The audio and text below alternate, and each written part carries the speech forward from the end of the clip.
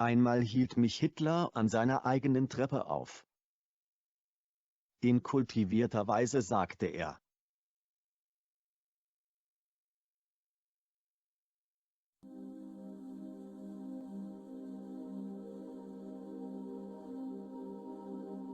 Wir werden ein großes Reich aufbauen.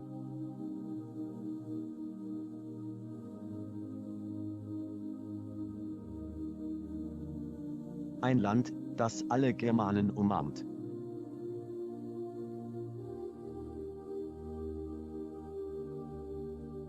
Unser Reich beginnt in Norwegen und reicht bis nach Norden Italiens.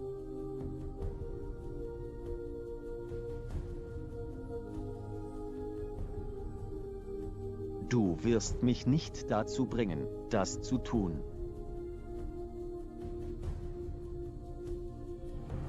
Solange mein Leben es erlaubt.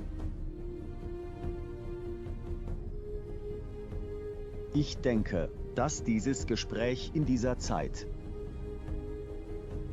10 Millionen Menschen auf der ganzen Welt starben und starben.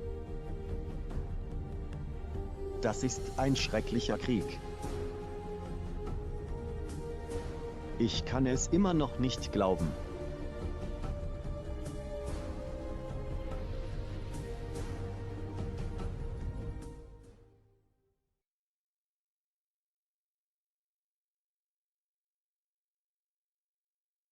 안녕하세요. 건축가지 망생입니다.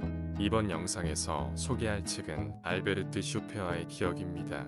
이 책은 국가사회주의 노동자당 이하 나치의 치하의 독일에서 당시 독일 총통 아돌프 히틀러가 의뢰한 선전용 건물들을 다수 설계한 건축가이자 전후 독일의 군수장관이었던 알베르트 슈페어가 써낸 회고록입니다. 우선 이 책의 내용을 이해하고 감상하기 위해선 대략적으로 필요한 배경 지식을 내용과 함께 알려드리겠습니다.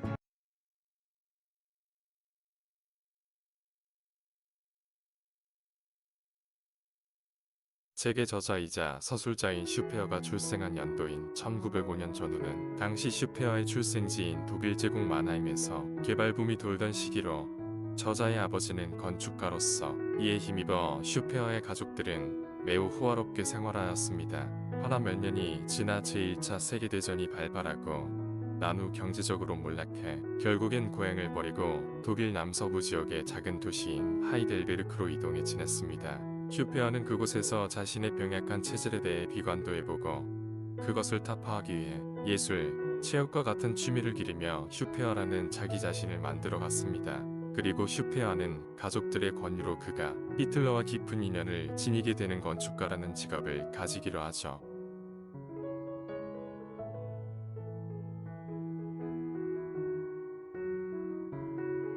그는 그 길로 카를스루에 공과대학에 진학하였습니다. 그가 유명한 베를린 기술대학을 진학할 수도 있었으나 당시 물가로 인해 해당 대학을 선택할 수밖에 없었습니다. 당시 물가를 이해하기 위해 몇 가지 얘기해 보겠습니다. 레스토랑 한 끼 식사 180억에서 200억 마르크, 극장표 3억에서 4억 마르크, 교내군의 식당 10억 마르크, 원래는 하나 700원당 1마르크였으니 엄청나게 물가가 오른 것입니다.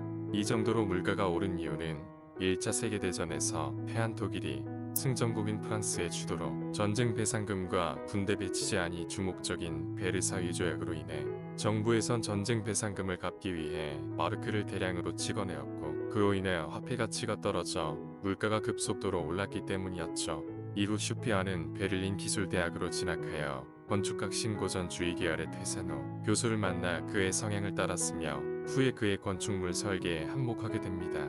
이후 테세노 교수의 대학원생이 된 슈페어는 한 술집 홀에서 열린 당시 나치당의 당원이었던 히틀러의 연설을 듣고 감명받아 그렇게 나치당에 입당하게 됩니다.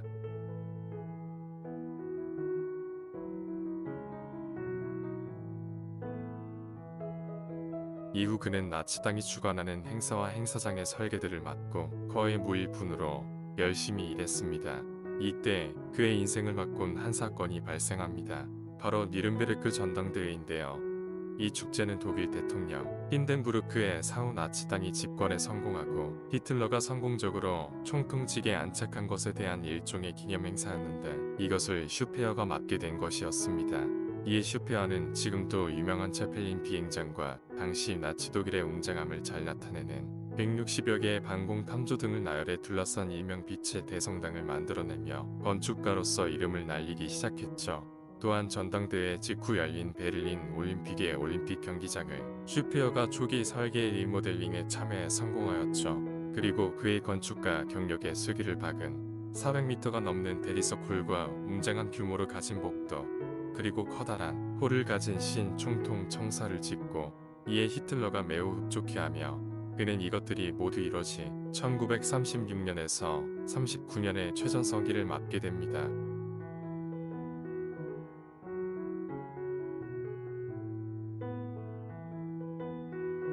그리고 그는 그의 건축적 과대망상에 마침표를 장식한 독일의 세계수도 게르마니아의 총괄 설계를 맡게 됩니다. 이 게르마니아에는 18만 명이 수용 가능한 직경 290m의 국민 대회의장과 현재 세계에서 가장 큰 개선문인 60m의 평형 개선문의 2배의 크기를 가진 개선문이 세워지고 그 양옆으로 웅장한 자태를 가진 각 관공서들이 들어서는 그야말로 웅장하다는 표현 말곤 쓰지 못할 만큼의 도시를 슈페어가 제국 수도 건설 총감독관이라는 직책으로 이런 건축적 과대망상을 실현시키려 할 무렵 제2차 세계대전 중 독일과 소련의 전쟁, 이른바 독소전이 일어나게 됩니다. 이때 슈페어는 원래 있던 군수장관의 사망과 히틀러의 크나큰 신임으로 인해 제국 군수부 장관에 취임하였습니다.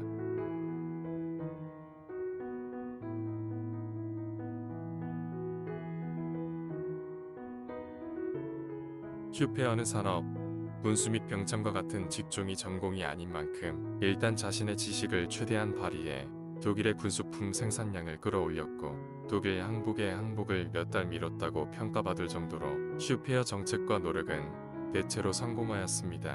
허나 성공이 있다면 시련도 있는 법.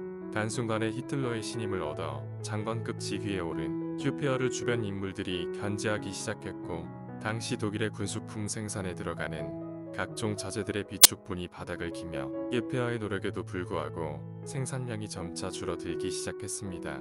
결국 주변 인물들의 견제와 생산량 저조는 슈페어의 병을 불러와 결국 몇 주 동안 병원 신세를 지게 되고 후에 사퇴하게 됩니다. 허나 슈페어의 사퇴가 타격이 컸는지 아니면 단순한 외로움이었는지 히틀러는 슈페어를 어르고 달래가며 군수장관직위 유지에 성공하였고 수많은 견제와 비난, 반란과 전쟁의 위압에 시달린 슈페어는 독일 수도 베를린의 함락과 히틀러의 사망으로 인해 수많은 위협과 상처에서 벗어나 관료직에 내려오게 됩니다. 그렇게 슈페어는 모든 시련을 벗어던지고 행복하게 사는 줄 알았으나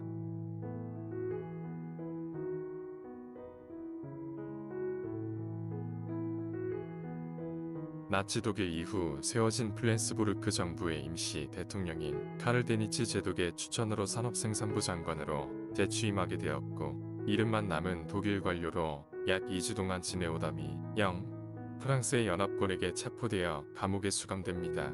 이후 그가 전당대회를 진두지휘했던 니른베르크로 이동해 24명의 고위공직의 전쟁 범죄자들과 함께 유대인 강제 수용 및 노동의 혐의를 지고 그 유명한 니른베르크 국제군 사자판에서 20년형을 받고 만기 복역하여 출소하게 됩니다.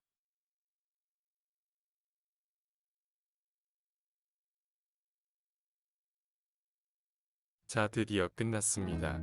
여기까지 책의 내용과 배경 지시, 그리고 저자에 대해 알아보았습니다.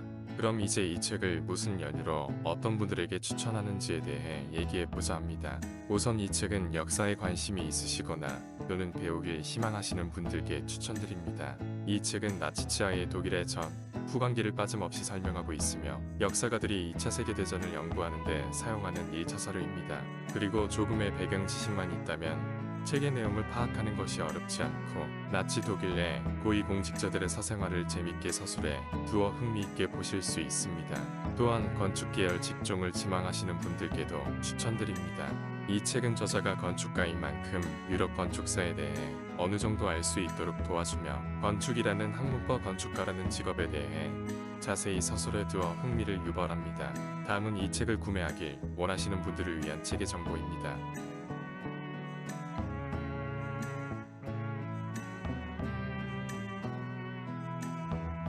현재 기억은 1990년대에 발매되어 현재는 인터넷이나 고서점을 뒤져야 겨우 찾을 수 있을 정도로 귀하나 2016년에 개정판이 나와 인터넷 서점에서 구매하실 수 있습니다. 책은 약 900페이지로 국어 사전만큼의 크기를 가지고 있으니 참고 바랍니다.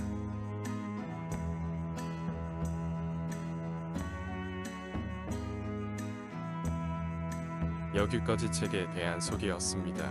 이 영상을 보신 분들은 꼭 알베르트 슈페어의 기억을 구매 읽어보시길 바랍니다. 감사합니다.